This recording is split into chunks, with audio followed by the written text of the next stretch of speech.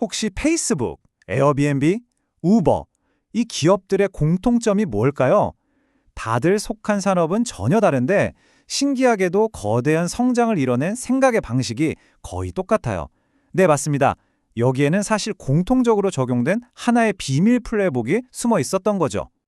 그 비밀을 발견한 사람이 바로 하버드 비즈니스 스쿨의 탈레스 테이시에이라 교수입니다. 이분이 수많은 스타트업들을 만나면서 깨달은 거예요. 이 회사들이 산업을 뒤흔드는 방식에 뭔가 일관된 공식이 있네? 하고 말이죠.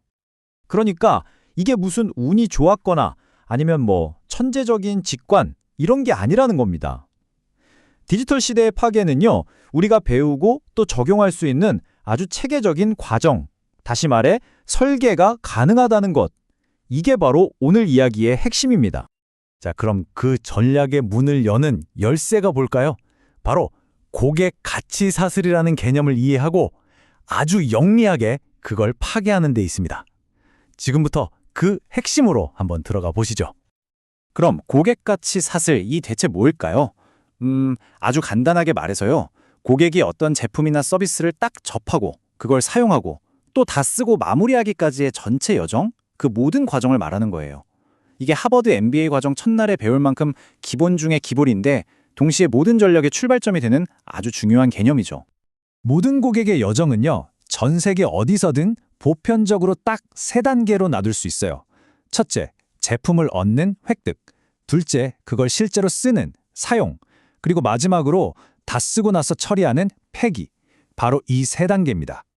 우버 사례를 생각해 보시면 이 개념이 정말 확 와닿으실 거예요. 예전에 우리가 택시를 탈 때 제일 불편했던 게 뭐였죠? 맞아요. 길거리에서 언제 올지도 모르고 하염없이 기다리는 거였잖아요. 우버는 이 전체 과정에서 다른 건 다 내버려 두고 정확히 이 약한 고리 하나만 파고들어서 끊어버린 겁니다. 네, 바로 이걸 디커플링이라고 부릅니다. 기존에 잘 나가던 회사들이 A부터 G까지 묶어서 팔던 서비스 활동 중에서요, 고객이 가장 불편해하는 딱 그 약한 고리 하나를 슬쩍 훔쳐와서 그것에만 완전히 집중하는 전략, 이걸 디커플링이라고 하는 거죠. 자, 아까 고객 여정이 획득, 사용, 폐기 이렇게 세 단계로 나뉜다고 말씀드렸죠. 정말 흥미롭게도요, 이 사슬을 끊어내는 디커플링 전략, 역시 정확히 세 가지 유형으로 나타납니다. 첫 번째 유형부터 볼게요. 이건 바로 가치 창출 활동을 분리하는 방식입니다. 원래 하나로부터 있던 가치 있는 활동을 둘로 쪼개는 거죠. 게임 좋아하시는 분들은 바로 아실 텐데 트위치가 정말 완벽한 예시예요. 원래 게임하기라는 핵심 활동이 있잖아요. 트위치는 여기서 게임 잘하는 걸 구경하는 재미라는 또 다른 가치 창출 활동을 싹 분리해낸 거예요. 덕분에 수많은 사람들이 직접 플레이하지 않고도 그냥 보면서 게임을 즐기는 거대한 시장이 열린 거죠. 자, 두 번째 유형입니다. 이건 고객의 불편함, 그러니까 번거로운 과정을 아예 싹 없애버리는 데 집중하는 거예요. 가치를 갉아먹는 활동을 제거하는 거죠. 이번에도 게임 쪽인데 게임 유통 플랫폼인 스팀을 한번 생각해 보세요. 옛날에는 게임 하나 사려면 무조건 가게에 가야 했잖아요. 스팀은 바로 이 귀찮고 번거로운 획득 과정을 통째로 드러내버린 거예요. 그냥 클릭 한 번으로 바로 게임을 즐길 수 있게 만든 거죠.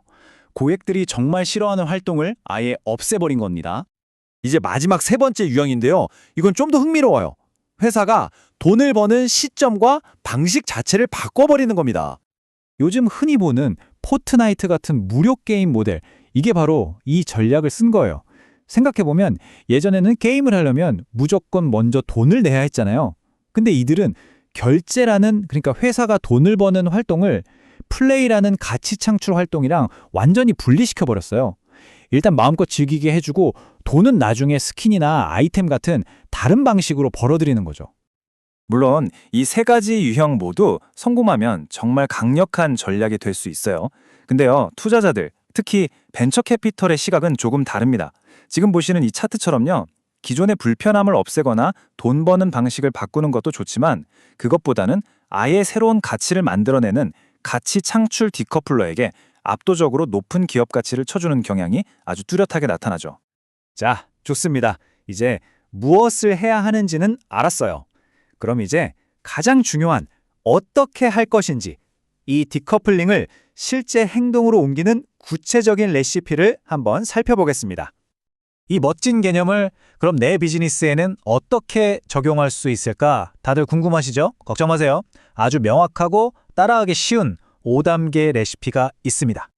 디커플링을 실행하는 구체적인 레시피, 바로 이 5단계입니다. 첫째, 고객의 전체 여정을 지도처럼 쫙 그려보는 거예요. 둘째, 그 지도 위에 있는 각 활동의 성격을 분류합니다. 셋째, 여기서 가장 중요한 약한 고리를 찾아내는 거죠. 넷째, 바로 그 고리를 끊어내는 새로운 서비스를 만듭니다. 그리고 마지막으로 기존 강자들이 어떻게 반응할지 미리 예측하고 대비하는 겁니다. 자, 말이 좀 어렵죠? 실제 아마존의 거액으로 인수된 필팩이라는 회사 사례를 보면 이 과정이 어떻게 작동하는지 바로 이해되실 겁니다. 필팩의 사례를 보면요, 이 5단계가 정말 교과서처럼 완벽하게 들어맞아요.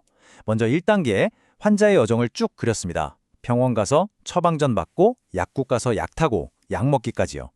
2단계, 각 활동을 분류를 해보니까 약을 일일이 분류해서 챙겨 먹는 게 정말 귀찮고 가치를 갉아먹는 일이더라고요.